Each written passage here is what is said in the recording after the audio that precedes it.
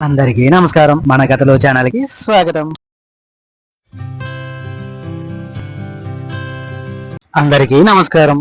Welcome to మన కథలు channel.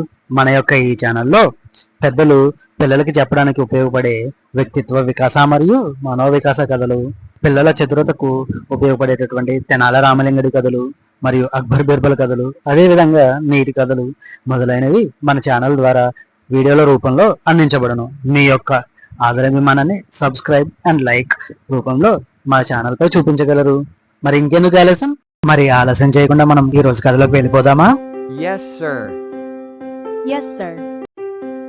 ఈ రోజు మనం చెప్పుకోబోయే కదా అక్బర్ బీర్బల్కి సంబంధించిన కథ. ఈ కథ పేరు అక్బర్ కళ అని చెప్పుకుందాము.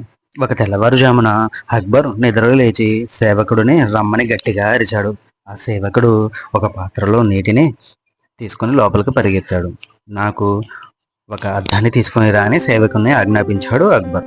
ఆ సేవకుడు నీటి పాత్రను పక్కన పెట్టి తన చేతికి అందిన ఒక అద్దాన్ని చక్రవర్తికి ఇచ్చాడు. అక్కడ నోరు తెరిచి అద్దంలో తన పళ్ళను వివిధ కోణాల నుంచి చూడటం మొదలుపెట్టాడు అక్బర్. తరువాత 1, 2, 3 అని లెక్క పెట్టాడు. ఎంత విచిత్రమైన కళ! కళలో నా నోటిలోని పళ్ళని ఊడిపోయినాయి, ఒక ముందు పన్ను తప్ప. ఆ కళలో నా ముఖం ఎంత అసహ్యంగా కనపడింది, ఎంత చెడ్డ కళ అది అని సేవకుడితో అన్నాడు. ఆ సేవకుడు, నేను జ్యోతిష్కుల కోసం ఏమైనా కౌరు పెట్టనా మహారాజా అని అడిగాడు. నీ సలహా బాగుంది, వారిని పిలిపించు, నా కళను విశ్లేషణ చేయాల్సిందే. జ్యోతిష్కులు అంత విచిత్రమైన కళ అర్థాన్ని తెలుసుకోవాల్సిందే అన్నాడు.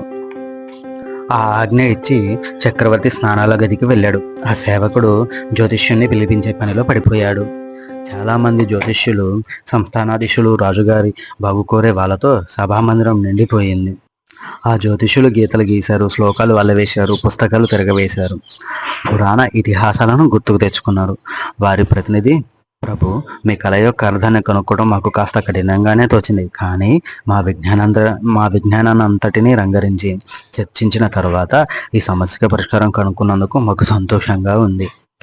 మీ కళ యొక్క అర్థం ఏమిటంటే మీ బంధువులు, కుటుంబీకులందరూ మీకన్నా ముందు చేస్తారు అని చెప్పాడు. ఆ మాటలు విని చక్రవర్తి కోపగస్తుడై వాళ్ళందరినీ మూర్ఖులని, అబద్ధాల కూరలను అరిచి వారి వెంటనే బయటికి పంపేయనని ఆజ్ఞాపించాడు. ఆ జ్యోతిష్కుల ముఠాముళ్ళ సర్దుకొని పారిపోయారు. బీర్బల్, వీళ్ళు కనుక్కొని చెప్పిన దాంట్లో కొంచెం లోపం ఉంది.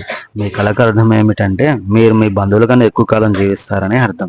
నిజాన్ని కూడా వ్యతిరేకార్థం ధ్వనించకుండా సానుకూల దృక్పథంతో చెప్పినందుకు అక్బర్ చక్రవర్తి సంతోషంతో బీర్బల్ వైపు చూశాడు. నా కళకు సరైన అర్థాన్ని విశ్లేషించావు, నీకు నేను బహుమానం ఇస్తాను అని అన్నాడు. అక్కడ ఉన్నవారి అందరూ బీర్బల్ యొక్క సమయస్ఫూర్తికి నవ్వి తనని అభినందించారు. ఇది ఈ రోజు కథ. ఇలాంటి మరిన్ని కథలతో మళ్ళీ మేము ముందుకు వస్తాను. మా యొక్క ఈ కథల ఛానల్ మీకు నచ్చినట్లయితే లైక్ చేయండి, షేర్ చేయండి, సబ్స్క్రైబ్ చేయండి.